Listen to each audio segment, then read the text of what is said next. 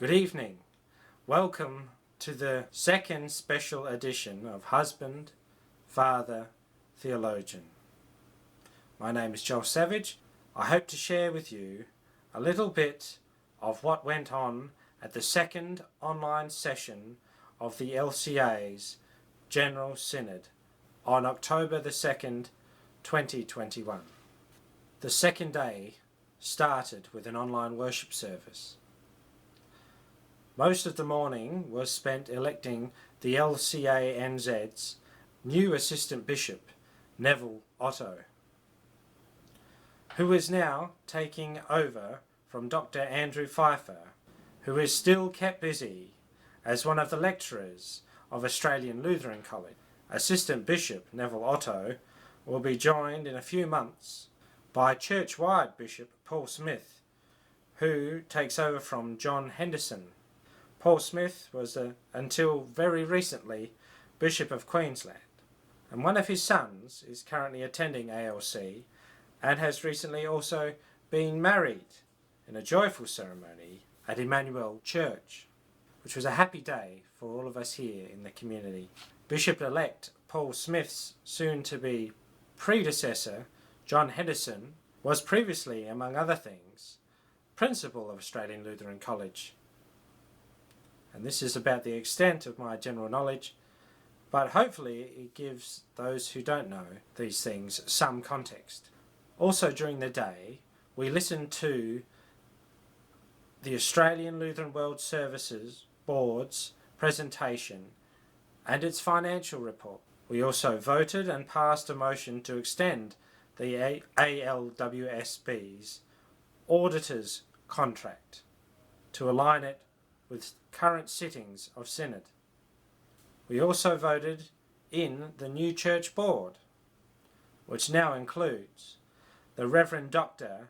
Tim Stringer as its pastoral member. He is a pastor from the Victoria Tasmanian Synod.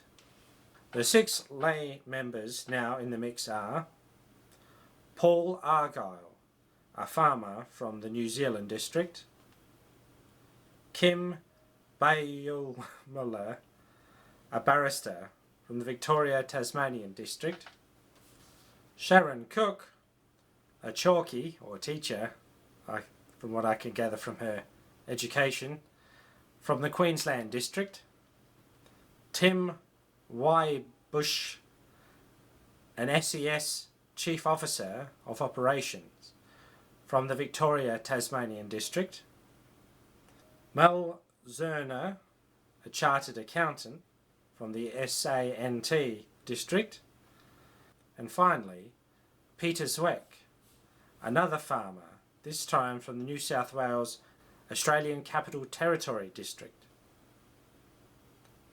We certainly wish our new church board every blessing as they serve the church and pray God will give them the wisdom in the years ahead.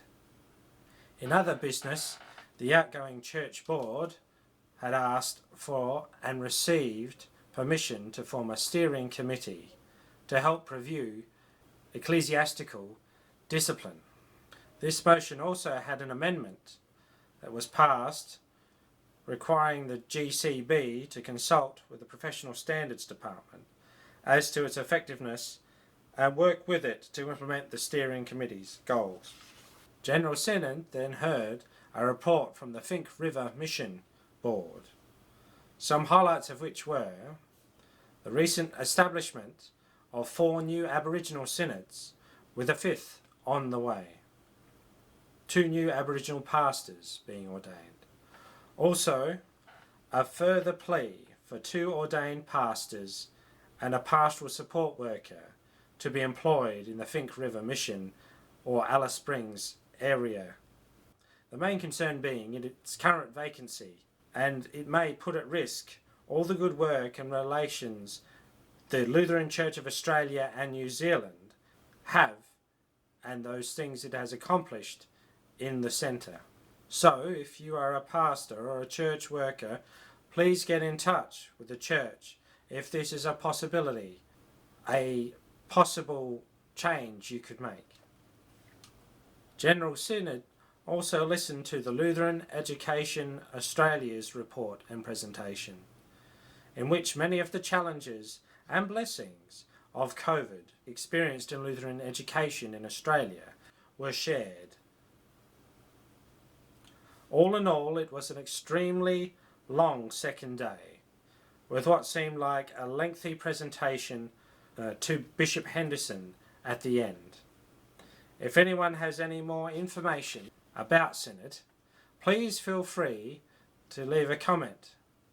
But this, however, was the extent of my notes, and as they are somewhat incomplete, and I have yet to access or receive any more information, please ask your delegate if you have any questions or concerns. Thank you for watching. The following is an excerpt from the book For Faith and Freedom under the title The High Cost of Leaving. It tells the story of the first two Lutheran congregation pastors in Australia. In some ways, they were also complementary to each other. Carville was very much an extrovert, an energetic and pragmatic man of action, eager to get things done, but tending to be impatient and impetuous in the process. Fritsch, on the other hand, was more introverted and contemplative, more of a quiet achiever, of more scholarly bent, and far more hesitant and careful in planning his course or making his decisions. These gifts and strengths of both men, blended together, could achieve great things in the infant church. At the same time, Carville had developed a high regard for Fritsch's theological ability and skills, and saw his potential value for an Australian program for the training of pastors who had the same love for the gospel and the Lutheran confessions. But in one particular, there had so far been a difference. Fritsch's reluctance to consider emigration from Prussia. In fact, he at first sided with those who considered that immigration was an unjustifiable response to the persecution which their confessionalism had called forth. He believed that it was his God-given duty to remain at his post in the local protesting church, to continue to preach and to worship according to his conscience, and then to bear whatever penalties the authorities chose to mete out. But at the same time he freely acknowledged the genuine Lutheranism of Carville and his people in their decision to immigrate, and he felt sure that God's blessing would rest on them as they set out for their new land in 1838. After Carville and his people left, Fritsch continued his difficult ministry to Old Lutherans in the provinces of Posen and Silesia. Fritsch's personal struggle. The year 1840 was a crucial year for Fritsch, as his surviving diary indicates. After he had spent 5 years as a hunted man, often resorting to disguise, always managing to evade capture and imprisonment, his failing health in 1839 had brought his ministry to a sudden halt, and had even put a big question mark over his future as a pastor.